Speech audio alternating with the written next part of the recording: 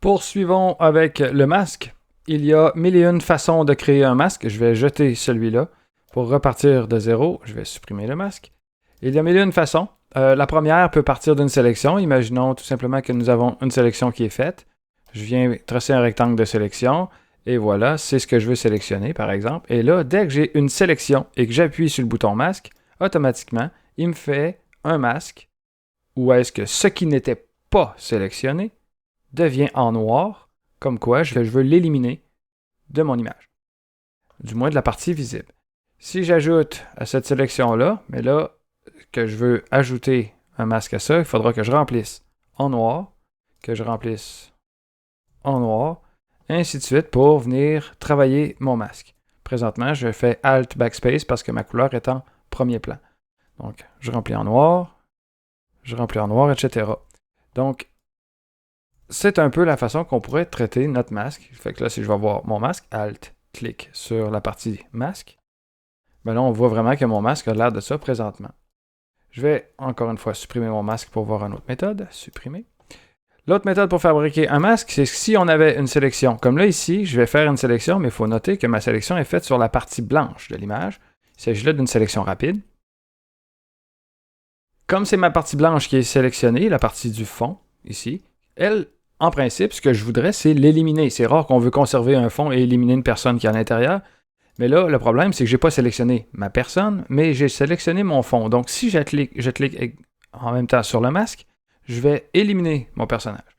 On se rappelle qu'on peut inverser facilement du noir et blanc. Si je fais Alt-clic pour qu'on puisse voir, on peut l'inverser en faisant Image, Réglage, et on peut aller chercher Négatif. Donc, il va s'inverser.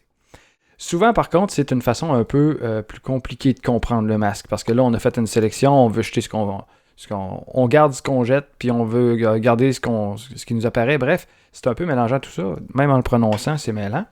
Donc, si je reviens à ma sélection faite avec ma baguette magique, je trouve plus simple de faire intervertir la sélection pour comprendre que là, ce n'est plus mon fond qui est sélectionné, mais mon personnage, et je vais cliquer sur mon masque, et là, je vais tout de suite avoir la bonne sélection.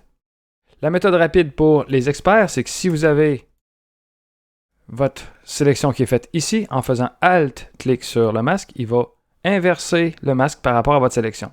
Hop. Donc là, il est conservé. Fait que voici 3 façons de créer un masque à partir d'une sélection où est-ce qu'on sélectionne ce qu'on veut jeter et non pas ce qu'on veut garder. Puis ça fait partie de ce qui est important à maîtriser quand on fait de la sélection.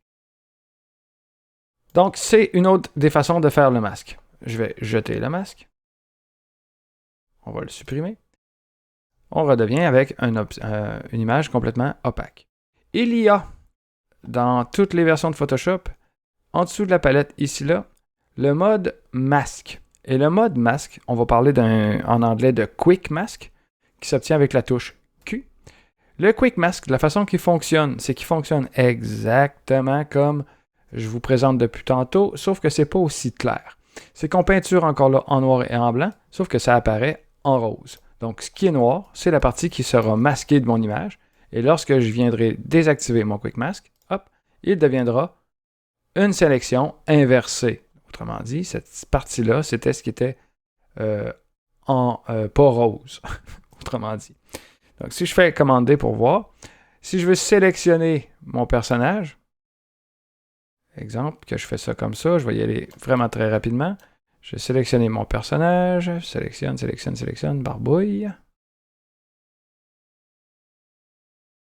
faut se rappeler que je suis en train de peinturer en noir mon personnage. Et que là, je viens de cliquer sur mon Quick Mask. Ce qu'il faut voir, ce qu'il faut observer, c'est que là, mon pointillé il est à l'extérieur. Donc, si je faisais un masque à partir de là, retenez que mon Quick Mask fonctionne un peu à l'envers. Donc, il faudra penser à l'inverser avant. Souvent, ce que les gens vont faire, c'est qu'à partir d'ici, c'est qu'ils vont venir remplir avec Alt Backspace, ils vont remplir tout en rose et ils vont peinturer en blanc ce qu'ils veulent conserver. Ce qui n'est pas mauvais non plus comme méthode de travail. Donc ici, si je viens désactiver mon Quick Mask avec la touche Q, hop, ben là, je vais avoir juste cette partie-là sélectionnée. Donc si je fais mon masque, ça va être ça qui va être conservé.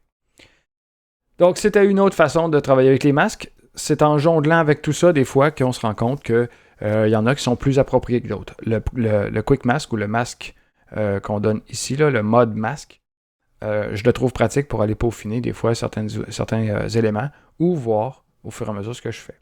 Si on sélectionne un objet qui a déjà un masque dessus, le Quick Mask va concrètement nous donner souvent l'aperçu qu'on retrouve aussi quand on sélectionne toutes les couches et qu'on vient faire ça ici. Vous voyez que c'est vraiment le mode Quick Mask ou un aperçu qui y ressemble. On va voir dans la prochaine vidéo comment on pourra faire des masques et ensuite faire des ajustements avec différents outils.